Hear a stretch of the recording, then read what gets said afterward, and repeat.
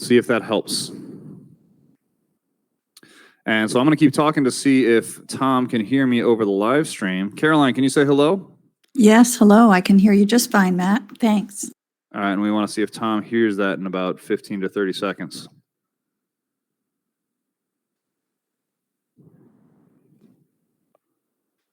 Are you hearing anything, Tom?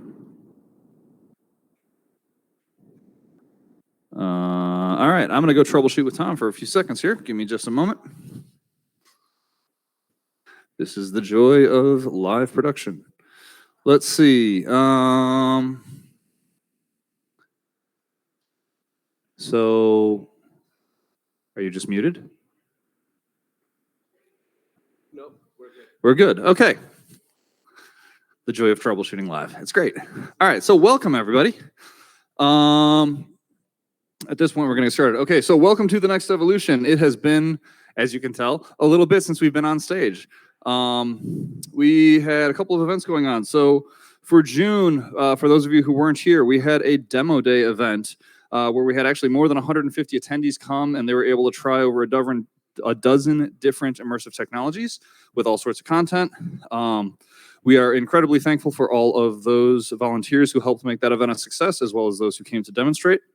In July, we had a social-only event at Midlane Esports, which was a pretty awesome venue, and we plan to do some future events there as well. So if you're not familiar with Midlane Esports, you should check them out. They're at 2741 North Milwaukee. But tonight, we are here to discuss immersive technology and the hospitality and tourism industry with the experts that know and understand the needs of that industry and are building the strategies and solutions to support them. Oh, I gotta mute. I guess we can't mute that. Never mind. Sorry, I lost my place. Give me just a moment here. So anyway, I'm supposed to introduce myself. Hi, I'm Matt Wren, for those of you who don't know me. I'm the founder of VRAR Chicago and the Next Evolution. We started this event series in 2017. I'll say that my passion and expertise kind of crosses a whole lot of emerging technologies, and that's all I'm going to say about myself. If you'd like to know more, this is an open networking event. Come and talk to me afterwards. And for those of you in the virtual space, please feel free to reach out to me on LinkedIn, or we can connect otherwise. With that, this event is the Next Evolution AWE Nite Chicago. It is and always will be 100% free to attend.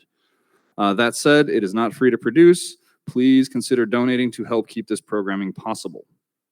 But that said, the other thing that you heard me mention is that this event is also AWE Nite Chicago. We work with AWE. There are more than 30 AWE Nites all over the world. If you are able to, you should consider attending AWE European Union 2024, which is coming up. We do have a discount code. I'm going to leave it up there for a little bit so that people can grab it if they want to see it, because I do know we have some folks in Europe who are both presenting for us today and in the audience. With that said, this code will give you a 20% discount on tickets. You should consider attending all the Augmented World Expo events. There's one in the United States, one in Asia, one in Europe. You can also attend their live online courses by the XR community for the XR community and beyond at their AWE Academy. I know they have an upcoming fundraising course for startups, for XR startups, and a WebAR course is now available on demand. We'll skip that. Next slide. That said, I wanted to take a moment to actually acknowledge our location that we are hosting this. Rob, do you want to come up and introduce 2112? Oh yeah, that's right. I'm bringing you up right now. So we do our live event in two different locations. This is one of them when we're doing the live in person, and Rob will introduce our venue for the evening, 2112. Just grab either one of those microphones and turn them on. Oh, you muted them? Hey everyone at the virtual world. Welcome to 2112. We're the first of its kind incubator focused on the development of entrepreneurship, film, music, and lifestyle brands. So hope to hear from you all, and you can find all our information online. Thank you. All right. Love when he keeps it quick. This is a great venue. We have an office here. It's an awesome place. You should check it out.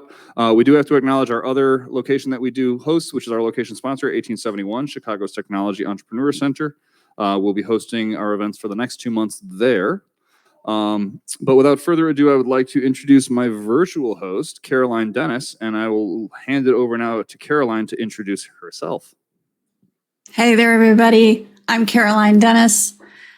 I am at 2 Degrees, and I work at the intersection of Web3, immersive technology, blockchain, and a lot of emerging technologies. And I won't go into too much detail, as Matt said, but what I do in addition to VRAR Chicago is I'm also a part of XR Women, which I'll share a little bit about in a minute.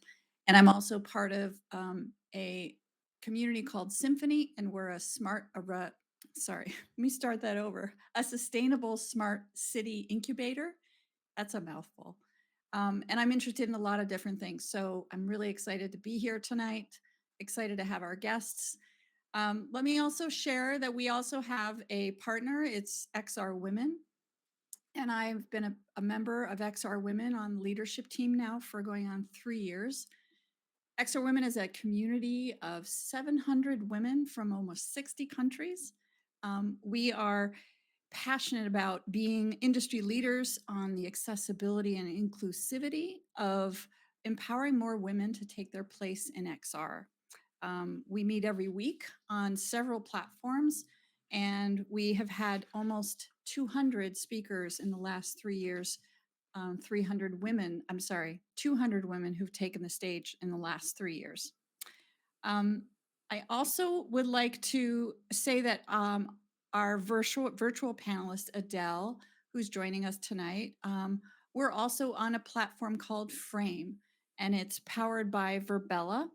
And I don't know if we have anybody here from Frame tonight to give us a little shout out, but it's a terrific platform. It's a browser-based platform, and it's really flexible, and you can set up a space for free. It's super cool. You should check it out. So we're really appreciative to Frame for allowing us to be here. All right, I'll turn it over to you, Matt. And once again, with the technical difficulties, I'm being forced to refresh my page right now. So if I lose you guys in Frame for a few seconds, I will be right back. Give me just a moment. Let me do this because, frankly, it's popping things in front of me every 2.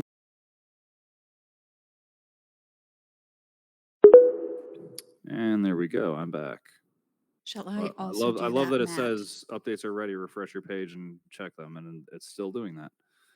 So I'm just gonna get myself reset, and we'll get going. And I'll share my screen again. Sorry about that, folks. Okay. So the other group that we have a lot of community partners that help make this event possible. I'm going to acknowledge them really quick. We have Vanity, who is working with our NFT that I'll get to in just a moment here. 2 Degrees, who Caroline just mentioned. Independent Game Developers Association of Chicago. Revolution Brewing, thank you for the beer, always. Envision and Past Reality. We'll be hearing a little bit more from some of them later today. We will have live demonstrations in the physical space today from Sponge. Sorry, give me a sec. I'm really trying to fix. Excuse me, Matt. Yes. Your voice is just a little bit faint, so if you could speak up just a little bit, thank you. Sure. So we will have, well, let me just do that. So we will have live demonstrations in the space today representing Sponge. We do also in the live physical space want to thank Old Elk Distillery for coming by and doing a free whiskey tasting. Always a huge fan of having a whiskey tasting at the live event. And as I mentioned earlier, we have an NFT this is the QR code to collect the NFT. We do a giveaway every year. Usually it's a VR headset. I can never really guarantee what it's going to be until the end of the year because frankly, equipment changes throughout the year. But one of the ways that you can be entered in our giveaway is to collect the NFT. And I will have this QR code up a little bit later tonight. I'm going to leave it up for about 10 more seconds. And then we're going to move on to back to you, Caroline, to actually introduce our topic for the evening. If you want to do that now. Terrific. So tonight we're going to delve into the ways in which hospitality and tourism industries are using spatial computing and immersive technologies for trainings, enhancing guest experiences, and more. Virtual tours and previews help potential customers choose their destinations, be it a city, a hotel, amusement park, event venue, or restaurant. VR and AR can upsell customers by allowing them to visualize benefits of higher end experiences. Virtual concierge services offer assistance at any time from any location, helping guests with choices and navigation. Augmented reality displays provide detailed, interactive information that enhances decision making. Tonight, we're honored to have our 4 distinguished speakers who are at the forefront of these innovations. Adele Keene is COO and Creative Director of Invisar. Ron Swidler, CEO for the Gettys Group, and Patrick O'Shaughnessy and Tim Hogan. They're going to be here to talk to us about their role with a project called Sponge, and they both have companies. Patrick is the founder of Patched Reality Inc., and Tim is the Chief Creative Officer of Tim Hogan Creative. So this should be really interesting, and I thank you all for being here. So let's dive into the exciting world of immersive technology in hospitality and tourism. Matt, now you can introduce our first speaker. Sounds good. And with that, Ron, can you come and join me on the stage?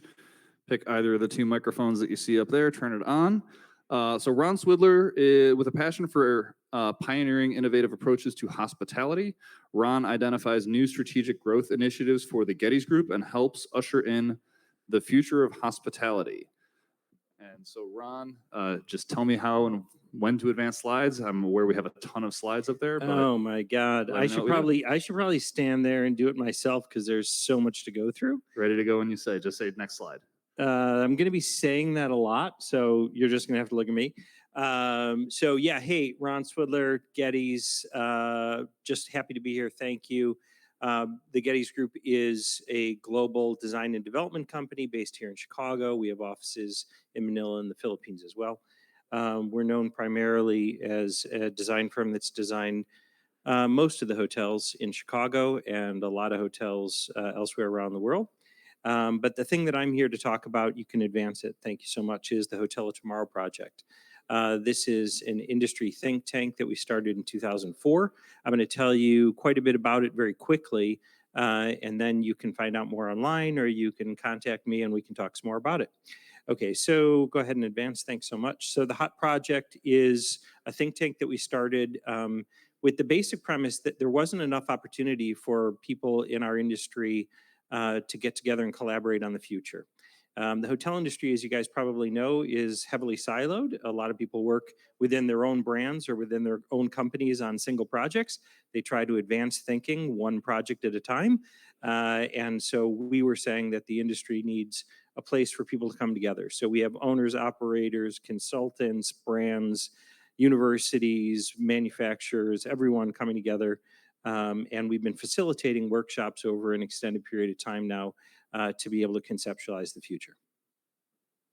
I'll take you briefly through the why, how, and what, and then we'll show you some examples of the work. So yeah, basically, as you guys, everyone online and in this room knows, technology is advancing so quickly. The hotel industry is not. If you're paying attention to the hotel industry, basically hotels renovate every 7 years, and that's your one chance to have some new thinking. So we wanted to be informed at a faster pace than that. The other thing is that hotel industry doesn't usually look beyond its own industry for inspiration, so we wanted to bring in people from other industries. We were the facilitators of all the collaboration, and we wanted to create an opportunity for people to experience the future, not just talk about it. So we'll show you examples of how we did that with VR. So we built a think tank, we created an online inspiration library, we facilitated a whole series of online events.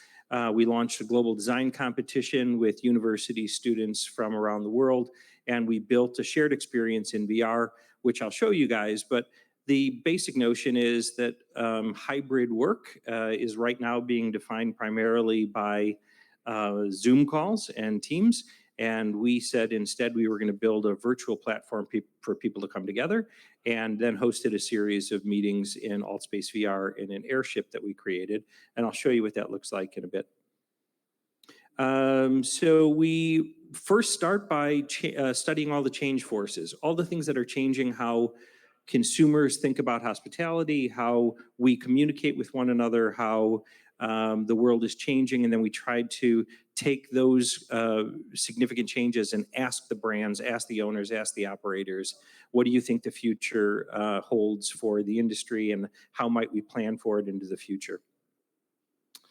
You can advance through these pretty quickly. There was just a whole series of steps that we had to take in order to do this. We bring people together, we conceptualize ideas, we refine those ideas, we present the ideas, we tested the ideas with 70,000 travelers in order to find out what would people be willing to pay for, and how much would they be willing to pay for a new kind of hospitality experience.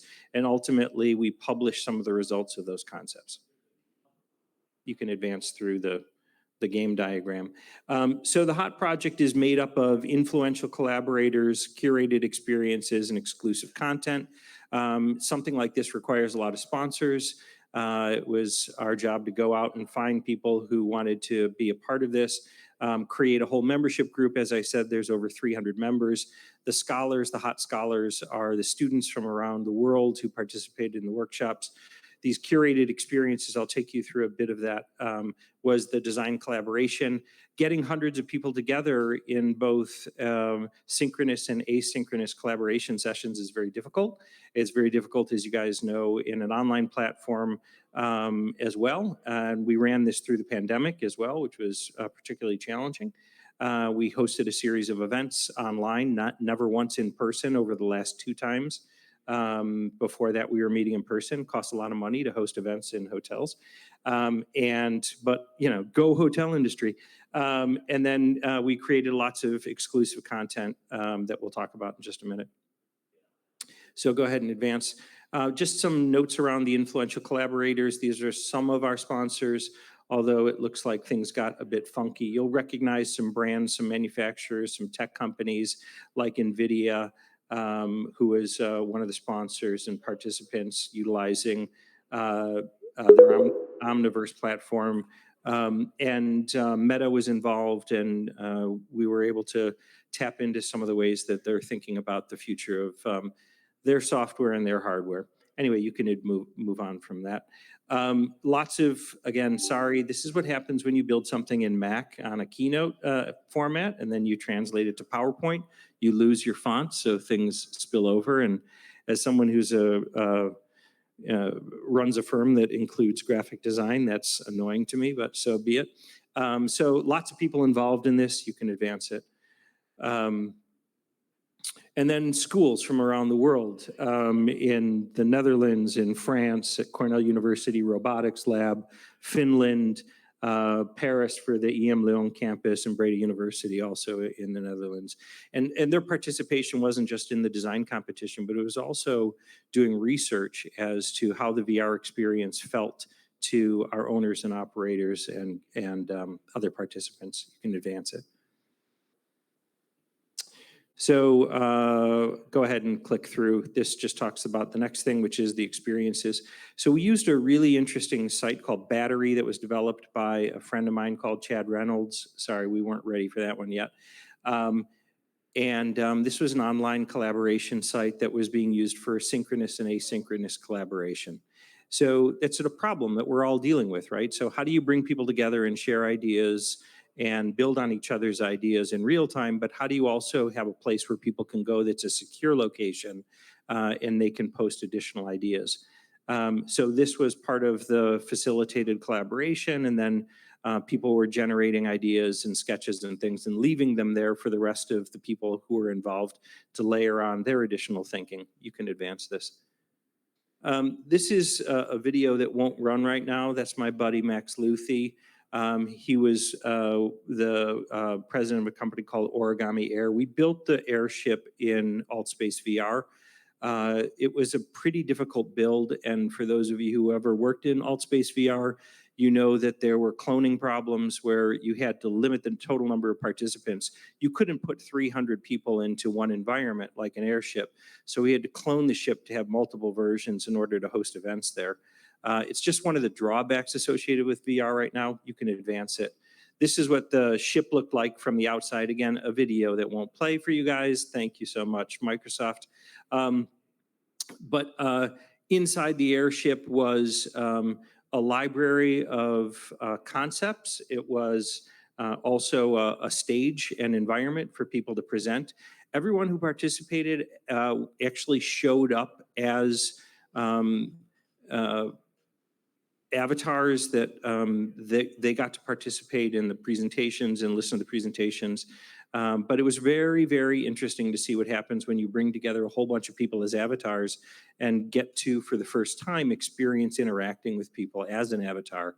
And so we had the training process alone of getting people comfortable interacting in AltSpace VR with a headset on was really challenging. But we did believe, as I was suggesting earlier, that the future of the hospitality industry is going to include some forms of virtual meetings. And those virtual meetings won't just be utilizing Zoom or digital technology to see one another on a flat screen, but be able to interact with one another in some more three-dimensional style form. So this is where we built the airship in order to let people experience it firsthand. You can go on. I'll show you a little bit about the exclusive content. So utilizing Battery, we built an online library of thousands of ideas. When you ask people to contribute their thinking around the future of anything, you have to educate them first as to what's been going on in the industry or outside the industry that they might not be aware of. So we built an online library, and we had all of the students from these universities who were participating contributing articles and insights from everything from 3D printing and holography and everything into a categorized meta tag library that anyone could do research then to understand what were the emerging, changing kind of ways in which we can deliver against guest expectations. You guys are following me, right? Because I feel like I'm talking a million miles a second. Okay, go ahead and advance this. So this is what the library looked like. It's all organized by categories. This category is architecture and planning, and there's hundreds of ideas around how the future of architecture and planning is changing utilizing technology. And again, what are we doing? Why are we doing this? Because we want the brands, frankly, to be more aware of changing consumer expectations. We want them to be more aware of how architects and designers are thinking about design and how they're designing and what tools that they're using. And this was a way of demonstrating that. Go ahead. We also partnered with Material Connections. It's the world's largest physical library of material technologies. This is a place that you want to know how Nike built the shoe that's all made out of woven thread. They have all the contact information for every manufacturer. Flyweave is the name of it, for how they did all of that. So if you wanted to know how do you use antimicrobial, viral materials and coatings, they have the resources for them to go to. So we didn't just say conceptually things are changing. We actually provided contact and context for all these manufacturers. You can advance it. So we looked at multiple industries. You can advance, thanks. And then we looked into particularly things around eco-innovation. The hospitality industry is incredibly wasteful. So we are looking for alternative materials that can be more organic. You can advance, thanks. Lots of there's some Flyknit stuff for you. New ways that we manufacture, because think about it, it isn't just the materials that we're using in hotels, but how are we making things? How are we burying technology? How are we addressing comfort? This is diagrams of you can advance it, how we ran the online competition. By the way, has anyone ever run an online competition, design competition before? It's a pain in the ass. Can I swear on, yeah, is that okay? We say that it's appropriate for all ages, but okay, good. Yeah, there was no PG rating on this one. But it was very difficult to run an online competition and generate a lot of ideas. You can advance it. This is the winning team from Haugahelia University. I can't pronounce their names. You can go on. Their concept was how to take meeting spaces and convert them into virtual and actual spa experiences. As you guys know, if you're in the hotel Hey, industry, Ron, I'm going to ask you to start wrapping. okay, go ahead. Lots of other universities submitting ideas, and then some concepts. These are the main change forces that we were asking everyone to think about. Go ahead, and I'll take them one at a time. Go ahead. So the big ideas that came out of the most recent one was how robots and automation can change the hotel experience. This is a definition of it. This is a concept that was developed. You just went by the money shot there. This is a concept for hotel guest rooms with a lot of flexibility and technology integrated. You can go on from there. So we not only conceptualized ideas, but we generated images to support them. The way that we sense and satisfy guests are going to be very different. This is a suite concept with a lot of sensors built into it, and you can advance past that. Rebuildable buildings focused on modularity and construction, and robotic and automation construction, and 3D printing. You'll see an example of the way that robots are doing assembly and reassembly. Restorative resorts was around the future of checking in and feeling better when you leave than you did when you arrived. This has to do with modular housing or guest rooms within underutilized spaces in hotels. You can advance it. Energy center hotels is using hotels to capture energy and then spread it out. Go ahead to the next shot. This is a way of using the energy to power other buildings nearby. Hotels are often large buildings that can capture things. AR is being used very little in hotels, but will be used much more to have an information layer on top of reality, and that's the example that you're seeing there. And then you can flip very quickly through this, but these are other concepts. That's a bed that monitors your sleep and enhances your sleep.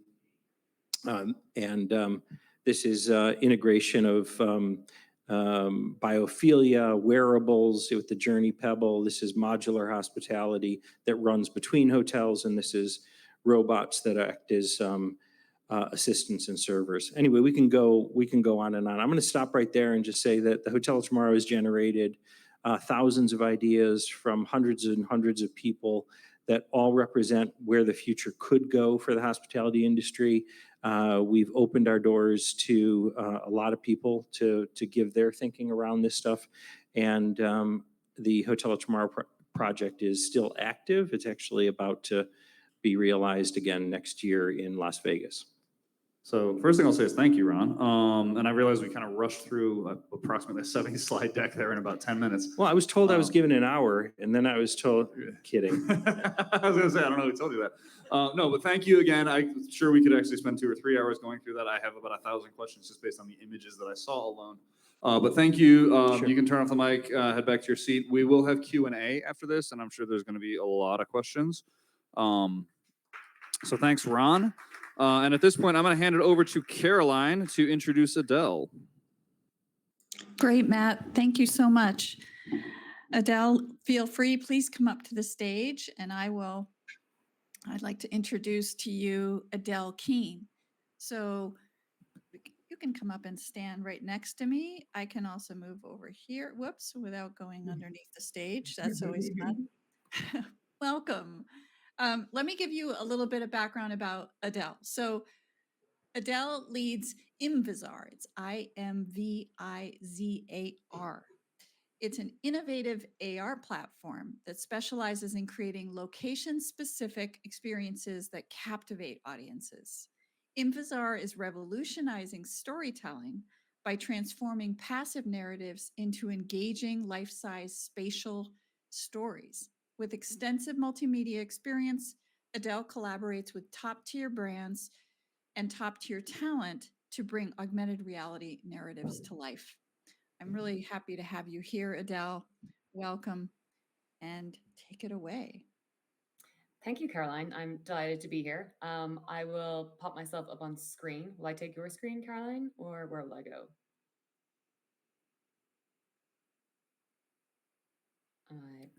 Yeah, there we go. And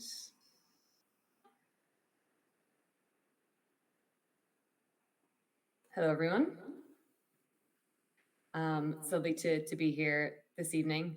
For me, it's quite late. It's nearly 2 a.m. Where I am. I'm based in the south of France, so happy to tune in and join you all. Just before I begin, Matt or Rob, could you confirm how long I'll speak for, just to make sure that I don't go over or under? We'll give you 7 to 10 just because round went so far over. Yeah, no, that's totally fine. I can keep things short but cohesive. So thank you for the introduction, Caroline. So my name is Adele Keane, and I am the COO and Creative Director at InVizar. I'm going to talk to you a little bit about what I do at InVizar and what we do in the tourism space. So I'll begin by actually showing you a video first, and from that we'll explain the concepts of what we do. So if you could play the video, please. It's 1 minute long. All right, Tom, are you ready to open mic so that they can hear it?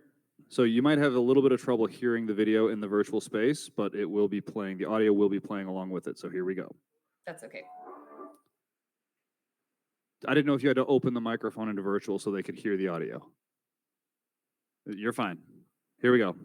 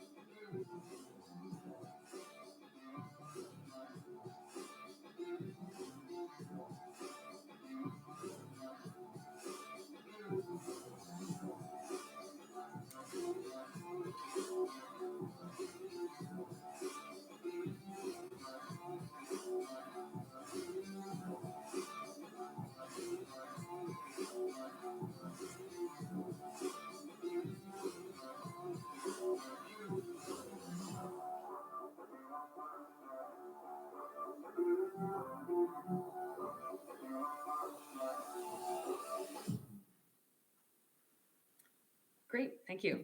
So at InVizar, we create location-based augmented reality experiences all over the world. Next slide.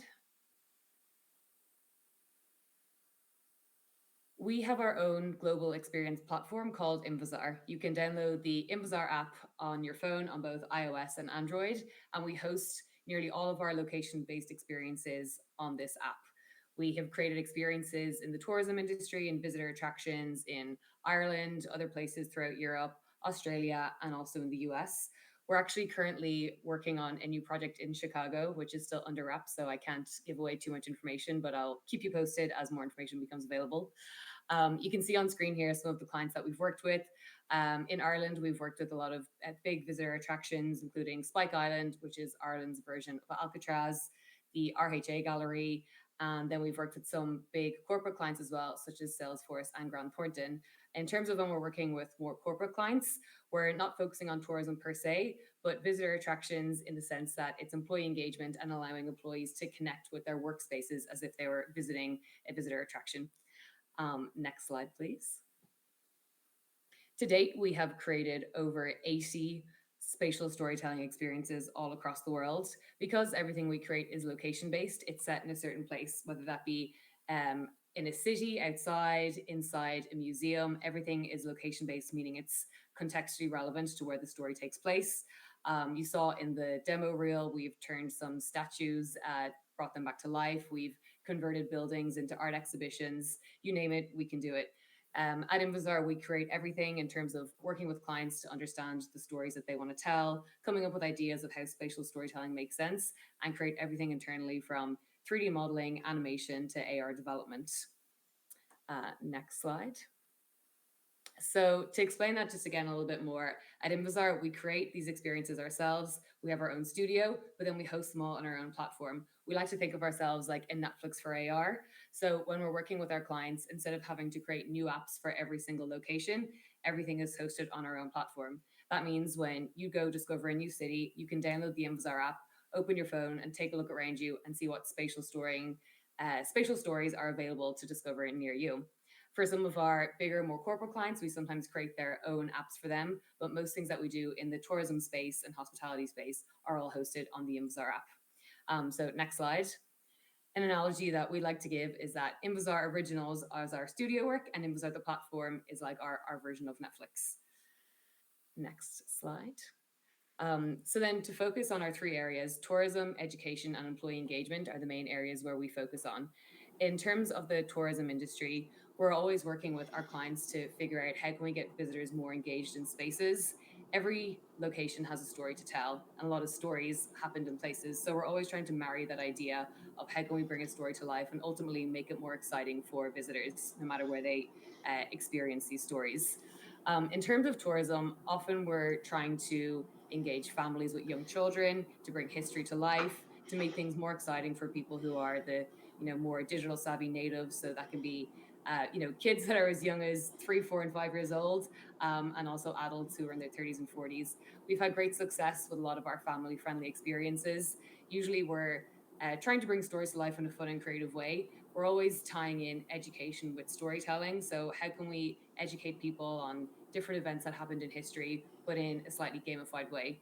And in terms of gamification, that could be that within an AR storytelling experience, you have to complete a task or have different forms of interaction, or it could be that there's a storytelling experience in the AR trail. So at a lot of our tourist attractions, there could be 10 different points of interest, and the visitors have to complete all 10 stops to unlock a prize. So we're always focused on slight gamification in order to get people engaged in our experiences. Education is quite core to a lot of the things that we do. In general, in tourist attractions, they're always trying to teach and focus on that edutainment. So marrying storytelling, digital entertainment with education. But we also have worked with some education institutions. We're currently working with a large university to teach their students different types of physics through kinesthetic learning. And then last but not least, we also work in the employee engagement sector. So some of our clients include Grant Thornton and Salesforce. And as I mentioned briefly earlier, a lot of the time when we're working with them, it's to visualize their offices as visitor attractions. So when employees visit the workspace, that they don't just feel like they're walking into their usual day of work, that they're seeing things in a new light, better connecting with their buildings and spaces and bringing the different stories to life. We actually created a lot of sustainability experiences. So allowing different employees to understand the sustainability practices that their workspaces are bringing to life. So in all of these, we're using storytelling, technology, and education and marrying that together to create spatial storytelling experiences for everyone all over the world. So thank you, everyone, and looking forward to some questions. Thank you, Adele. Back to you, Matt.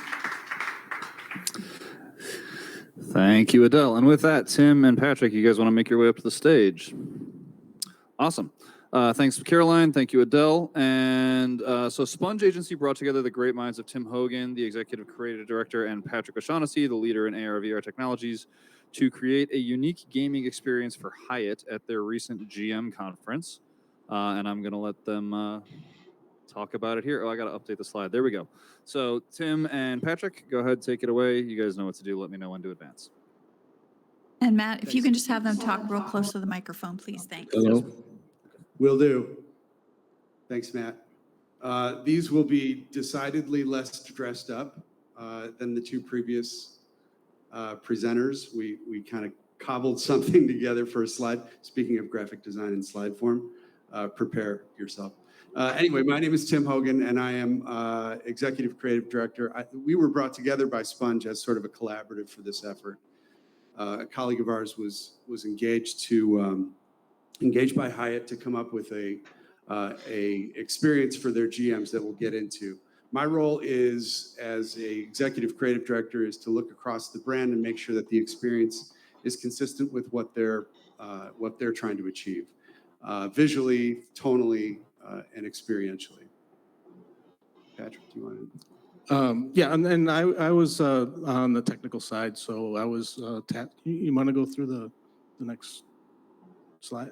Is this yeah. Okay? Yeah. So that did you want to talk through kind of Sponge Interactive, Sponge Story? What's the website? Yeah. Go ahead. Well, it's tricky because Sponge is existing sort of in the ether right now. Okay. We were collaborating with Sponge for this effort, but Sponge does everything from creating strategic foundation through the design execution, content through the channels, all the way through deployment and production. It's a full service 360-degree brand development agency. Okay, yeah. And so as Patched Reality, Sponge was one of our clients, and Next one, Matt. you can go to the next one. We're a tight-knit AR, VR development company. The top line is that we've been in the XR space for 15 years, and we do bespoke development for clients. So if it's in the XR space and you need it built, we can do it.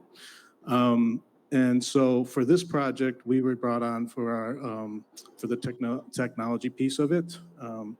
And we'll talk a bit, I think the next slide will talk a bit about the project itself. And Tim, go ahead, and you want to give an overview of sort of how it all worked? So the challenge was Hyatt was bringing 1,200 of their general managers to a summit in Orlando, Florida, and they needed to come up with a way for them to introduce a new piece of reporting software that gave them a dashboard view into the performance of their property. And they needed to do it in increments of 30 minutes over the course of 6 hours. And they had to get all of these GMs through this experience. So their big idea was, why don't we do an escape room? And we thought, well, that probably isn't really going to introduce them to the idea of innovation and how this is a breakthrough technology and how this is something that will be a game changer for their business back at home. These guys were coming from all over the world. So our challenge was, how can we, within a 4-month time frame, can we come up with an experiential, technologically led experience that gets them introduced to the platform, which they were calling Glasswing. Glasswing is a proprietary software that reports on all of the health of their business, from night to night to length of stay, everything that would inform them from a GM standpoint on where they can optimize in real time. And I don't think I'm giving away any trade secrets with that. But our solution combined AI, motion graphics, augmented reality into this 30-minute experience. And we broke it into 3 games, 3 specific games that were housed at kiosks in these large 40 by 40 foot spaces that we dressed out. We had a ballroom within one of their larger ballrooms within their Hyatt resort in Orlando. And we had to figure out it was just a puzzle. We had to figure out how to get it to work with a limited time, limited budget. And so we brought together guys like Patrick, myself, Mina as a project manager who's in the audience with us. There was game designers, and we all had to sort of figure this project out together. I think that's pretty much the setup for you. Go ahead, go to the next slide. Yeah, so why don't we play the video and then we can talk through a little bit more about the technical details. Do you have that video, Tom? The game clock is set. You may begin.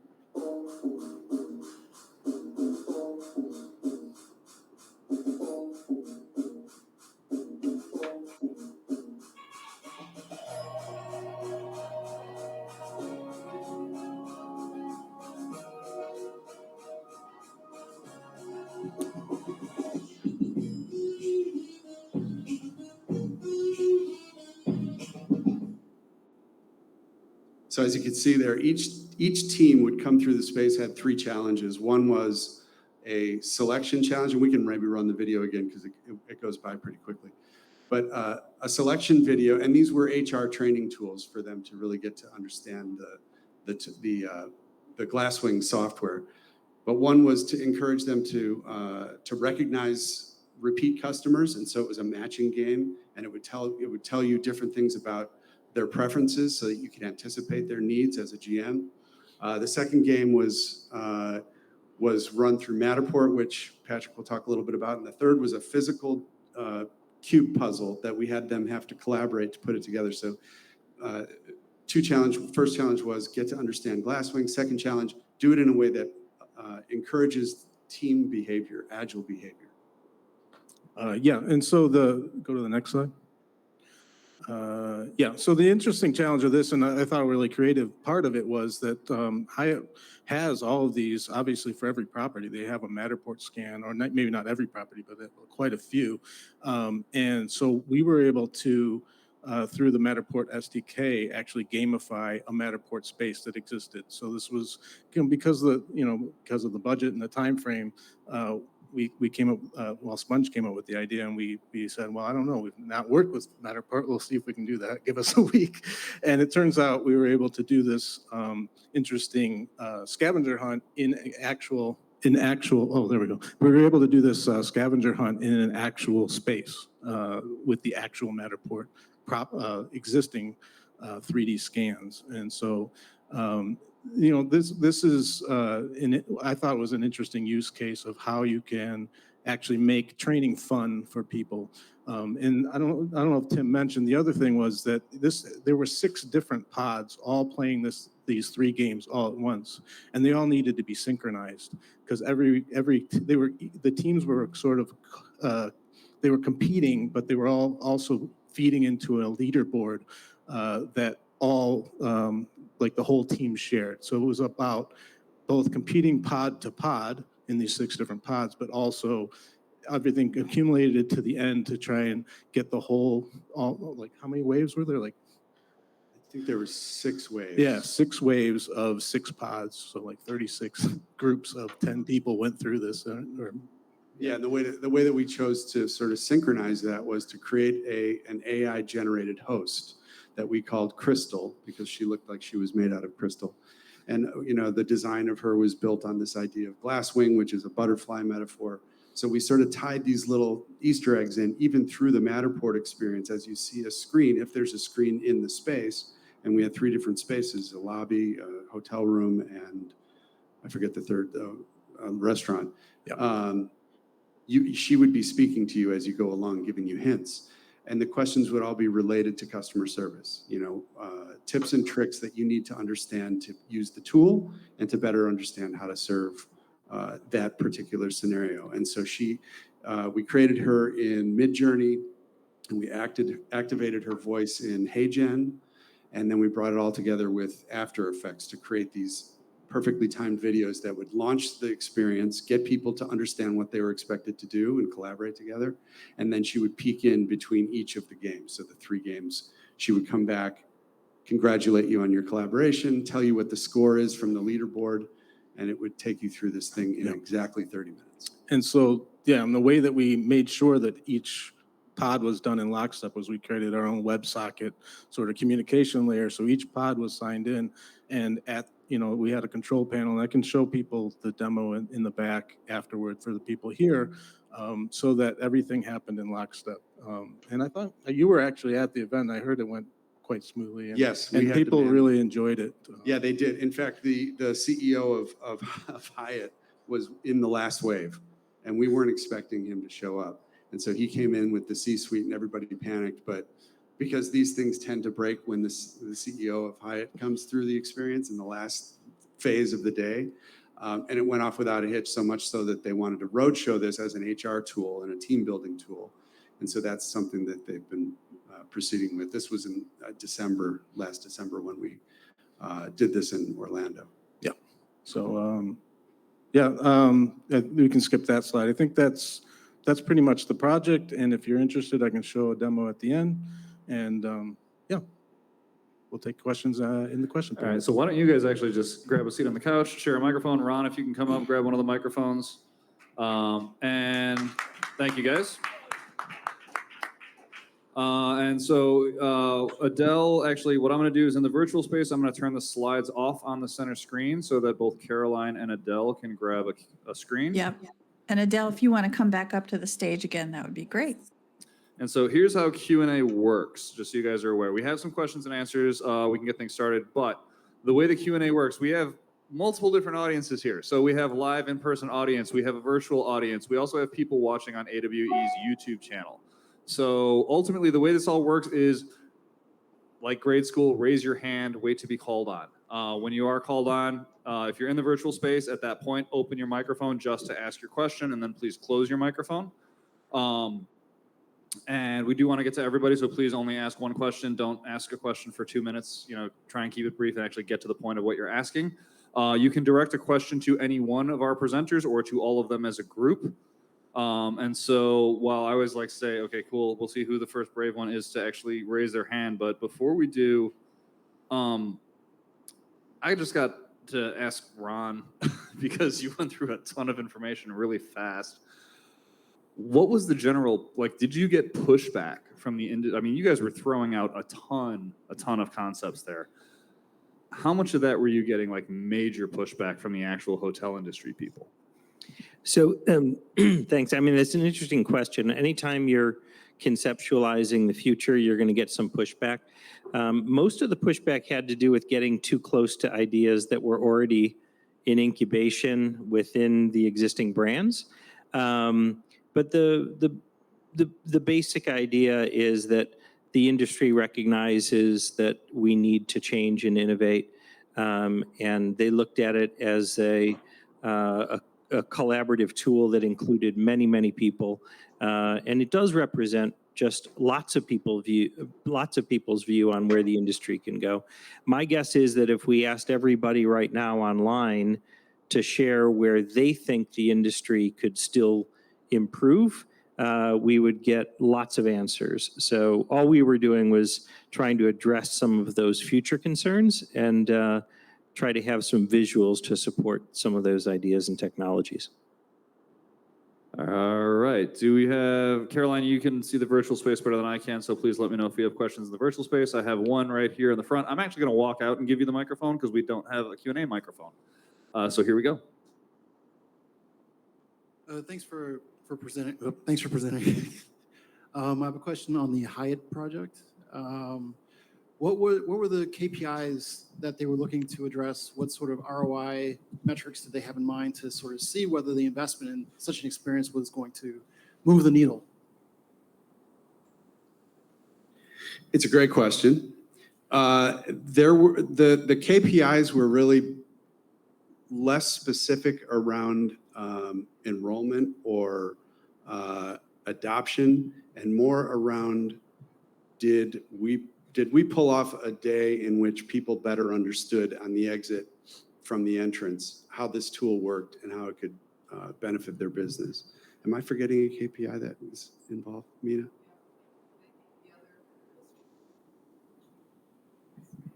Yeah, right. So the problem with the tool. So please repeat that. I will do. The problem with, I apologize for asking my partner in the audience. The problem with the tool was that no one was using it. So there was an awareness problem, but there was also just an adoption problem. And so I have not seen what the results of the effort were, but I know that they felt like people were more prepared to implement management of the tool afterwards. So really vague on the KPIs, unfortunately.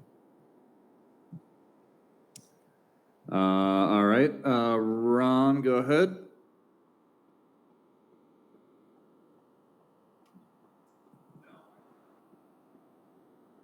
Okay.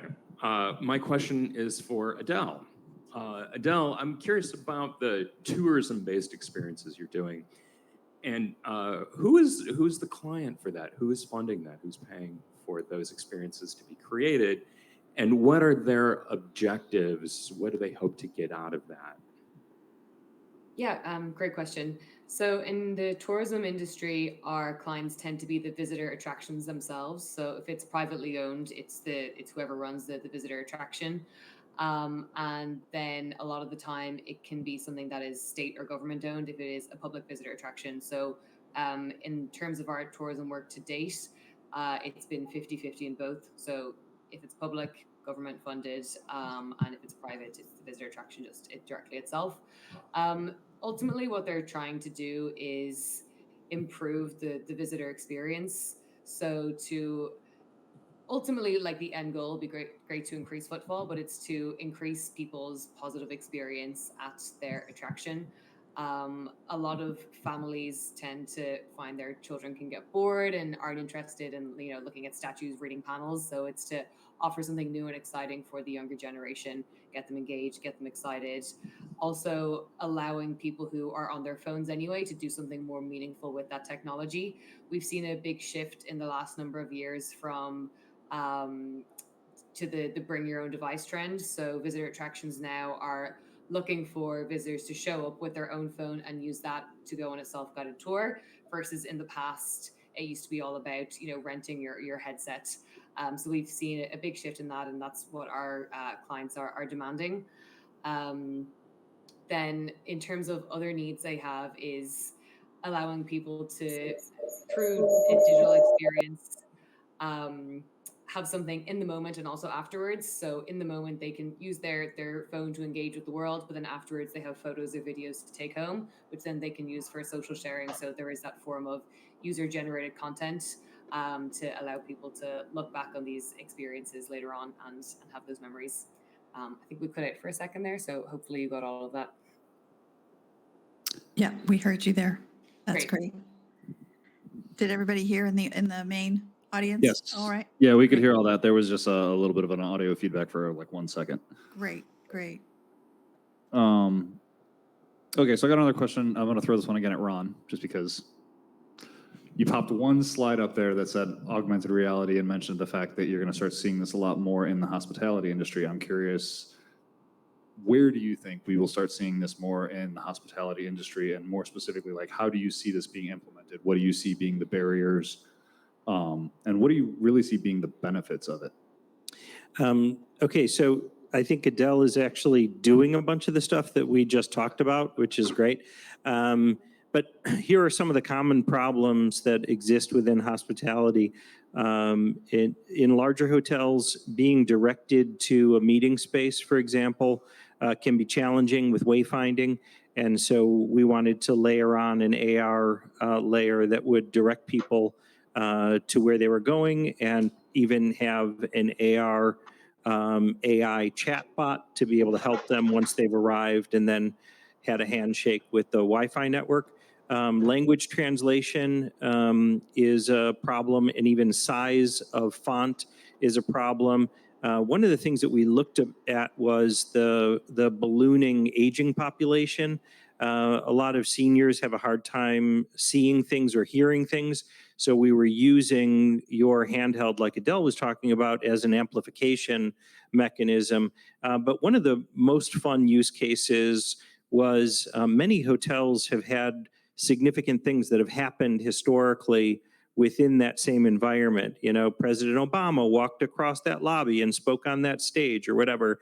So the idea was to use your own device to time travel back to the moment when that person also occupied the space, or something else significant happened, just as a way to add another layer of entertainment, if you will, on top of the existing space. So the one thing I'm going to press on this, like, just for 1 second, because it seems like a lot of what you're talking about is definitely the guest experience. Has there been a whole lot of looking into like immersive technology, virtual reality, augmented reality for the employees, for training, things like that? Yeah, so Hilton has been running for the past 3 years an AR VR training module in order to anticipate guest needs and train against those future guest needs.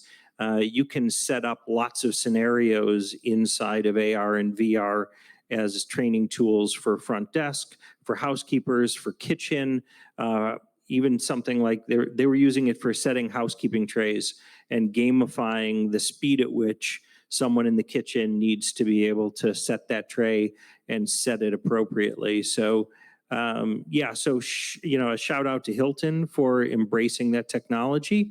And they actually demoed some of that for us as part of the Hotel of Tomorrow project. Excellent. Hey, Matt. Yeah, we I thought have I a saw a question. question come across in virtual. Go ahead for it. Go ahead, Caroline. Sure. I'm gonna let Stephen Kirk ask this question. Stephen, did you want to unmute? Sure. So just briefly, I'm curious if any of our final two speakers there in terms of the gamification, had worked with any puzzle or game designers as you were going about building that experience? Yes, I mean, we have game designers on staff at our company, and we also worked with another company. What was the? Yeah, big. Anyway, yes. The question, the answer is yes. We did employ game designers both on staff and third party to design the gamification of those experiences. And Tim himself actually did some of the game design as well. Yeah. Yeah, I think specifically we wanted to know what to expect from a user experience standpoint that made it fun and engaging and not too complicated. We needed to make sure that it worked within the given time frame. And so we looked, we partnered with a sort of a game content strategist, a game writer, and then an actual game developer. So the guy that was running the show, a guy named Paul Browerman, had access to a whole host of people that were collaborating on that. But that was hugely helpful. You know, we would come up with the idea of a physical thing that we want them to put together. And he said, well, why not that? And I can't remember the name of the cube, but why not make a giant version of Like the merge cube? No, it's Sorry. It was a big foam. It was basically a big foam cube that was in pieces. Yeah, it was like 7 different pieces, and it was big. It was like, you know, human size almost. And so they had and there was like a clue. There was clues that were given, and you would unlock clues, and there was a timer running, and you had to use the whole team's basically energy to solve this cube and get it into. And then they took a picture and posted it on social media, that sort of thing. It was that part of it was a lot of fun. I'm sure in person it was. Soma Cube. Yeah. I know that puzzle. Yes, thanks. I have a question for Adele in the virtual space. And actually, it's from me, so I'm curious. Can you share, integrating AR with physical location spots? I'm guessing that can have its challenges because these are spaces that are huge, right? And I'd love to hear about any examples of work you did where you had to deal with the vastness of nature and what that means. So maybe you could walk us through a little bit about what that involves, like how that starts. Yeah, sure. For location-based AR to go smoothly involves a lot of location-based AR first going wrong. So we've had a lot of unusual experiences happen. For example, one time we were creating an experience in Ireland. It was about a 5-hour drive from where my base in Dublin is. And when I arrived at the location, we had already done all of our 3D scans and placed our content. It was outside of this beautiful old house. And we had recreated a scene where the lady of the house was painting with Queen Victoria in the 1800s. And I arrived there ready to hold up my phone, scan the location. But the gardener had parked his van exactly in the spot where this scene was supposed to take place. He comes like once every 6 months to trim the hedges, and there's nothing you can do. I was like, oh no, my location has been compromised. So for us, when we're scouting a location, we have a list of things to check. What in the space is permanent and what in the space changes. So it's really important to identify that. So if you know that a space is going to constantly have a flow of people, you can't have important 3D objects in that space. So often what can work quite well at visitor attractions and museums is they often have slight spaces that are cordoned off. So you may have it that you know that there's a flow of people walking by an old door or an old window. So why not use that as your literal portal to look into the past? So as they walk by the window, they hold up their phone and can look in there. But then possibly characters start to walk out and they can see things around them. But really looking at the space and seeing what is the natural flow of people, what can change, what doesn't.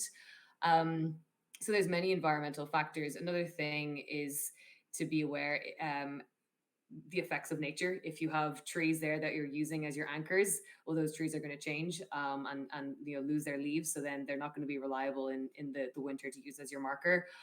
So we have to make sure that things are remaining permanent, remaining the same if we want to have the level of detail that we strive for in our location-based AR. Other things that can be important in terms of scouting the location is the lighting.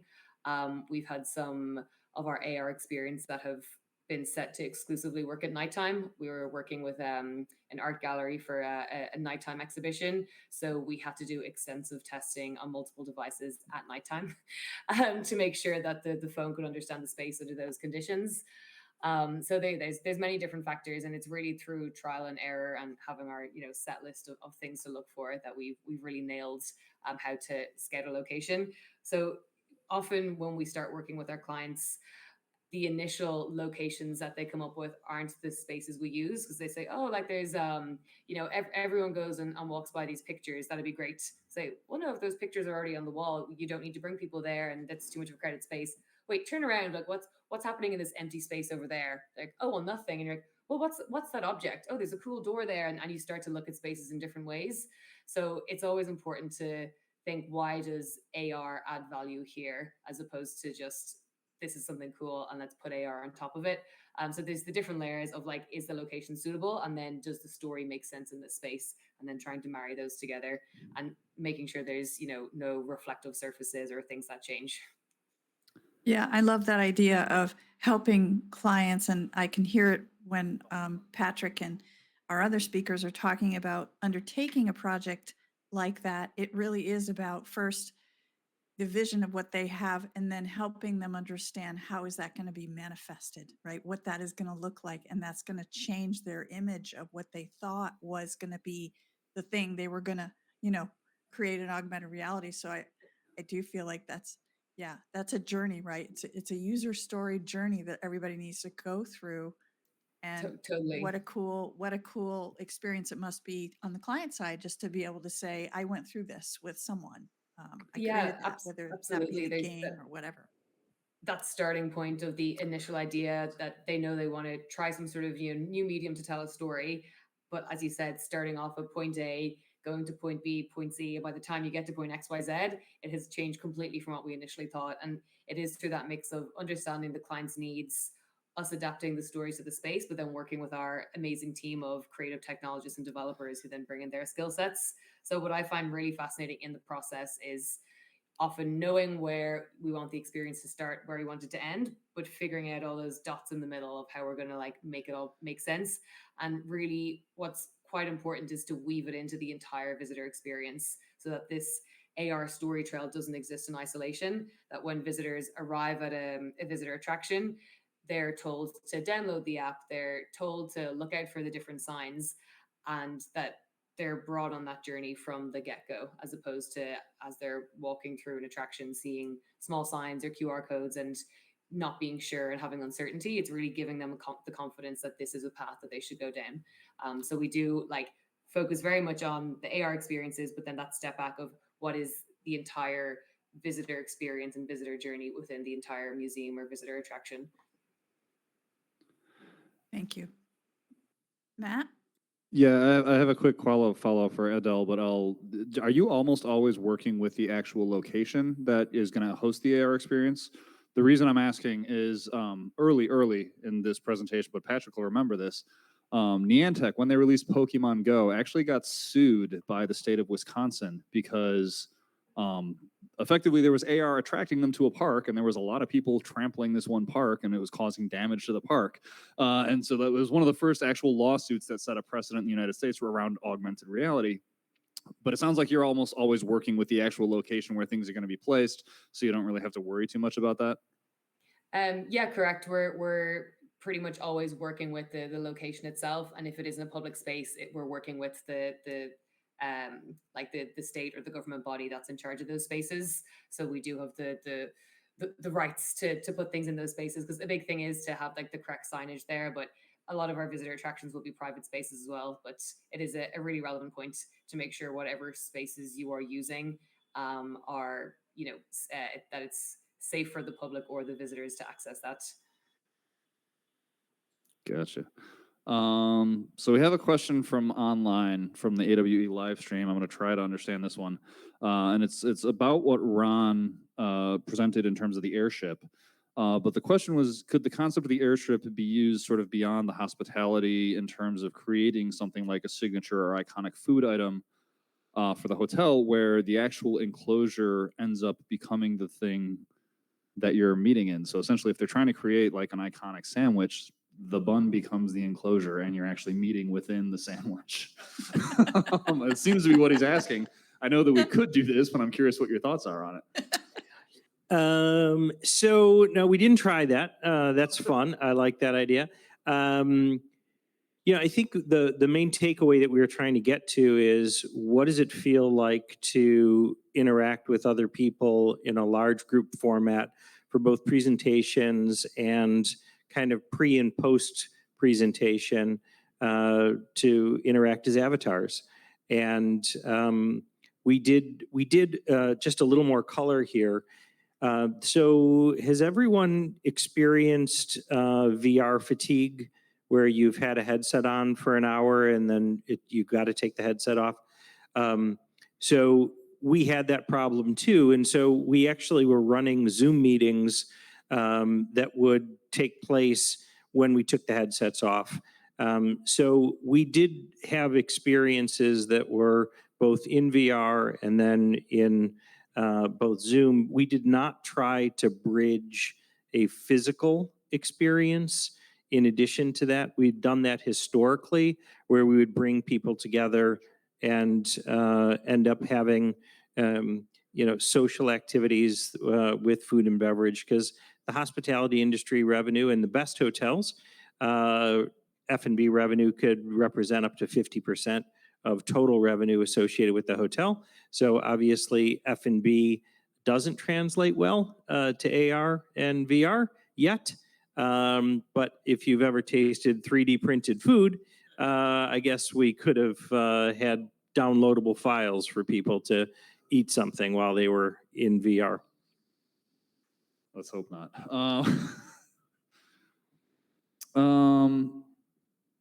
Sorry, I had a follow up there, and I wanted to throw a question out to that, but I lost my train of thought, unfortunately. All right, really quick. So the thing I wanted to ask you, Patrick and Tim, actually, in terms of the actual experience, was that initiated by the hotel or was that initiated by Sponge? Who was kind of the original, like who sort of went to who with the project to actually get that initiated? Because as we know, in a lot of cases, the industries are hesitant to really jump forward on these types of technologies. It was them. No, it was Hyatt. They knew they wanted to have a sort of a marquee moment that would bring together all of the GMs in some capacity. As I mentioned at the start, they thought that would be an escape room, something real, decidedly low-tech, lo-fi, human interaction, which we definitely wove that through the experience. But yeah, this was something that was on their slate. I think that's why I'm having trouble answering the KPI. When you're getting the request from the VP and he's answering to the CEO, they're like, I don't give a shit what I don't care, what it costs. Just make sure that people are entertained, that they're engaged, and that they're figuring out how this tool works for their own business. So I know that was a little bit of a long answer to that one, but yeah, it was directed by the Hyatt team. Yeah, I mean, and I thought it was ingenious that they ended up using the Matterport as it was, and yeah, I mean, well, was it my idea? No, it was not my idea. No. I thought no, it was actually Paul. Paul was the genius that had that idea. And he's like, "Can we do this for them?" And there were a couple iterations of it. One was to actually try and use the Matterport scenes as AR markers and use AR, and we kind of steered them away from that just because we thought that the fact that they were on these big screens and that there would be some distortion that might, and that there would be 10 people on a team, it would be a cluttered thing. So we thought, well, so I guess in some sense it was our idea, the final solution, I suppose. But I thought it was Paul's idea to use the Matterport. But I think, the interesting thing about it that I took away from the project is, hotels all have these now. They have these 3D scans, but they're generally just used as walkthroughs on their website. They're very boring. I think they could be repurposed both for the training type of thing that we already did, but for the consumer as well. You could gamify your Matterport scans. You could do more with what you already had. So I thought another good part about that was that they were able to use this asset. They didn't have to go out and scan their hotels because they already had it, Can I add on to that? So is everyone familiar with the Matterport technology? Okay, so it's like a Western stage set scan photos building, a model. So the way in which that we use it as a design firm is we can use it to, as long as we can get a VRAR scan on top of it, or LiDAR scan on top of it, we can get accurate as-built drawings. Most buildings don't have good as-built drawings to work from. You may have a set of CAD drawings, but a lot of things change in the field, or they're not furnished, and we need to know existing conditions. So we're undertaking a strategic initiative with one of the hotel brands right now to be able to use Matterport scans because they're more and more affordable as a way of documenting present condition of hotels. But ultimately, that's still a pretty stupid model when you compare it to what NVIDIA is doing right now with going from a scan on an iOS, iPhone 14 or 15 to a fully interactive 3D model. The trick is being able to recognize that a chair is a chair and not just have some metadata laid on top of it that says it's a chair and maybe here's the manufacturer, but be able to understand the dimensions of the chair and modify the chair as a model. So the hospitality industry is an antiquated industry and embracing technologies like Matterport, but trying to use them as documents that I'll give you one more thought just to think about. Is everyone seen what architectural drawings look like to design or build a hotel? They're built off the basic premise that people would be hand drawing with T-squares. And that's not actually the best way to represent something that someone needs to build or renovate. And when you look at a tool like Matterport as a more interactive, easily understood, three-dimensional-ish space, then you might imagine that the future of construction documentation is not floor plans and reflected ceilings and elevations and details. It's a fully functioning model that the contractor can build from, that other people can furnish, and then go one step further and imagine what, again, I'm shouting out to NVIDIA just because my brother heads up AR and VR for them. So we're a Lighthouse partner. We get to demo a lot of their tech, which is really cool. But digital twinning is going to be the next step, where if you want to see the operational flow of plumbing or electricity or airflow or anything else in an actual space, you can consult the digital model, which should be a living module. We design hotels fully in VR and then build them, and then the model is useless. Why aren't we using the model to continually monitor that or plan a renovation inside in the model in the future and then execute it? So, I mean, there are a lot of things that are changing. By the way, I can't believe we made it this far into the discussion without talking about AI, which is just mind-blowing to me because we are changing the way we work, people. And it's happening in the design industry, and hospitality is just beginning to wake up to the opportunities to utilize AI in their interactions with guests and the design process. It's always a question of how long it's going to take for AI to get into the conversation.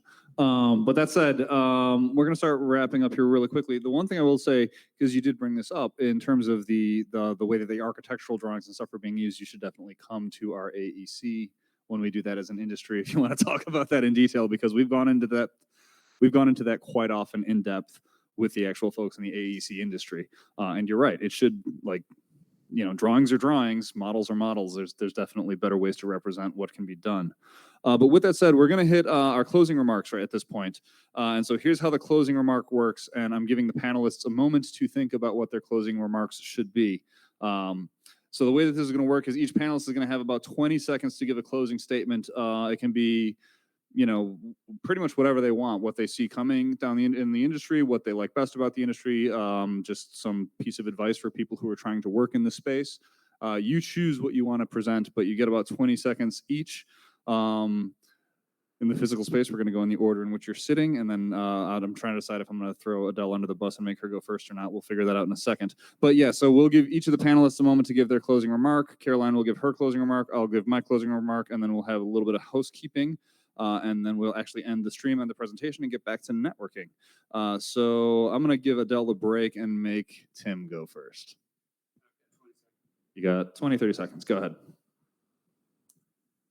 I'm glad you brought up AI. The thing we kind of glossed over was that we created a virtual host that we couldn't have afforded to be able to cast, to light, to record and produce in a matter of weeks, and we got her to say exactly what we wanted to say when we wanted her to say it in a timed manner that allowed us to pull this off. And half of the people there fell madly in love with her. Wow, I didn't realize that. I guess I guess I'll repeat a little bit of what I said. Like I think it's we come from a game. We tend to look at when we approach projects, we look at the game side of things, and so I think if you can, AR and gaming and VR and gaming have a long history, and I think it really, if you saw the Glasswing, well, you can see the Glasswing. It's just like, a CMS. It's just a 2D website thing. And making that fun for people, that's a real challenge. And that's where, adding immersive storytelling, adding AI, an AI host, make it fun, employ somebody who understands how to make things fun. And you can go a long way. That's what I'll say about that. I think that the thing I'll leave you with is we all have incredible insights. And before AI and Chat 4.0, GPT 4.0 takes over, maybe we should talk to real humans. But I think the notion of what the Hotel of Tomorrow project was seeking to do, of bringing together people, having dialogue, exploring the future implications of the integration of technology, understanding consumers' changing needs, and addressing them is a great opportunity for all of us to continue the dialogue about where things can go together. Okay, Adele. I'm gonna leave everyone with a challenge. So I challenge everybody to think about an AR spatial story that you would like to create wherever you live. So maybe where you're from, there's a hero from the past, a building that no longer exists, or just a cool sculpture area. Challenge yourself to think of 3 different stories that you would like to bring to life. And then once you've decided on what you think would be something that visitors would like to experience, come and let me know what that is, and I will help you bring that to life. One thing that I didn't get to mention at InVaZar is we also have a no-code tool that allows people to create their own location-based AR stories. So I would love everyone to try think of some ideas nearby where they live and actually be able to bring those to life based on some of the things that I've shown you and discussed tonight. And Caroline, before you go, come on, Adele. You got a Chicago audience here. It's only streaming to the internet. No one's going to hear about it. You can share whatever this secret project is, right? I can't just yet, but if I make my way to Chicago in the coming weeks, I'll keep you all posted. If you come to Chicago, you definitely need to let us know. All right, go ahead, Caroline. Definitely will. Well, by the way, she did want to be able to share that, but it's just at the cusp of it not being able to be shared. So just know she wanted to. I am very interested in the idea of, as we start to see an AI assistant, whether that in whatever form that's going to take, I find that anything that we can do in immersive technology to bring together the physical and the immersive, whether it's the AI and the person, I really feel like we're going to win because we're going to keep the humans at the center of that conversation. The other thing, just from the hotel standpoint, because I used to work in hotels for years, we did IT security and networking for so many hotels. I think it'd be really great to focus on the concierge aspect of the guest experience, because I would love to sit down with a concierge and have them say, here, let me show you a couple of things, and then pop it up on my phone, look at it and go, oh, I want to go there. I want to go do that.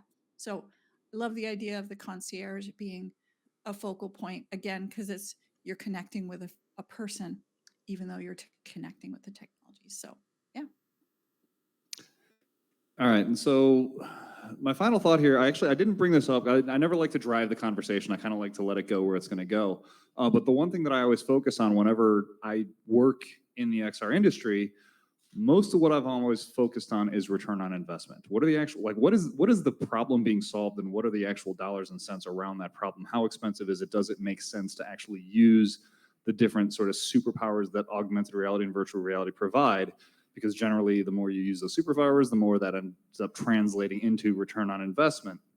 We didn't talk about that much tonight. We didn't talk about what is the actual financial return of some of these projects that you guys are doing.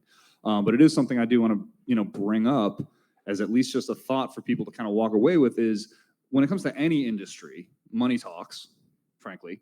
And so as we're approaching how to apply immersive technology to things like hospitality and tourism, obviously you're doing augmented reality for specific locations, you're driving more traffic to that location. Hopefully that's increasing their revenues. If you're doing augmented reality in a hotel to help people, they're going to have higher satisfaction ratings. Hopefully they'll return. If you're doing it as part of a corporate event, hopefully, again, employee retention, faster training, those translate to return on investment. That's one of those things I do want to sort of challenge people to think about whenever you're approaching any industry, is think about what the immersive technology, what problem it's actually solving, and how much that's going to translate to a financial return, either for the industry as a whole or for the specific customer who's creating it, because I do think that will ultimately drive faster adoption, and we all want to see this technology get adopted faster. So I'll leave with that.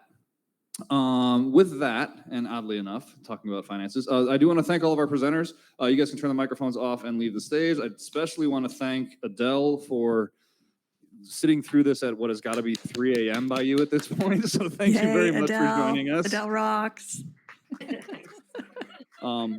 And with that, we're going to go do some housekeeping. So we've spoken about hospitality and tourism. Adele, if I can get the center screen back, or if Adele or Caroline, I'll grab one of the screens. I don't care which one. Yeah, sure. As we get to the next portion. Thanks. All right, there we go. Let me share my screen. It's the entire screen. It's that one. Share as soon as I see it in the virtual environment. Okay, we're good. So the one thing I want to say really quickly, this has been talking about hospitality and tourism. We did end on talking about finances, and I will bring this up just because I always have to bring this up for every one of our events. This is a free event. It is not free to produce. We run off of donations. We would appreciate anything you guys can support. We have our QR code. I will have the ability to link to this in the future as well.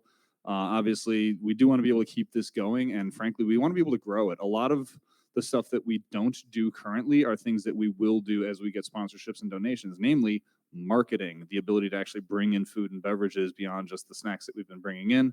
And frankly, there's a lot of things that we really want to do on the technology side to actually enhance what we're doing right now. But all of that's going to cost money. So we can't really do any of it at the moment because this is essentially mostly volunteer run event, and all done for free. But with that said, we do have upcoming events on some other industries, and I'll pop up the NFC towards the end, and I'll just leave that up so that people can collect the NFC, because I know that takes, you got to download an app and you have to register a few things. But in September, we will be back at 1871. We will be talking about education and training. Frankly, immersive technology, one of the most common uses for it across all different industries is training. We're definitely going to talk about actual education in the education space, so schools. We have our presenters pretty much all lined up for that one already, so it's great. That'll be at 1871. In October, we're going to be talking about agriculture, food, and natural resources. And then in November, we will be back here at 2112 to talk about health science. And you don't see it up there yet, but December is going to be logistics. But with that, those are our upcoming events. We hope you can join us. On the odd chance, going back to our donations and support, if you can't donate or if you don't want to donate, that's fine.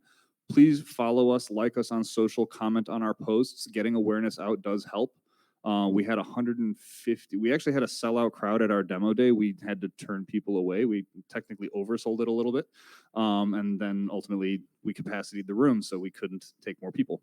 But we do want to get that going for essentially all of our events, and that's about where we were getting to pre-pandemic. But with that said, these are our upcoming events. We hope you can join us. Those are all of our socials on either side of this slide, and I'm going to pop up the NFC so that people can collect it.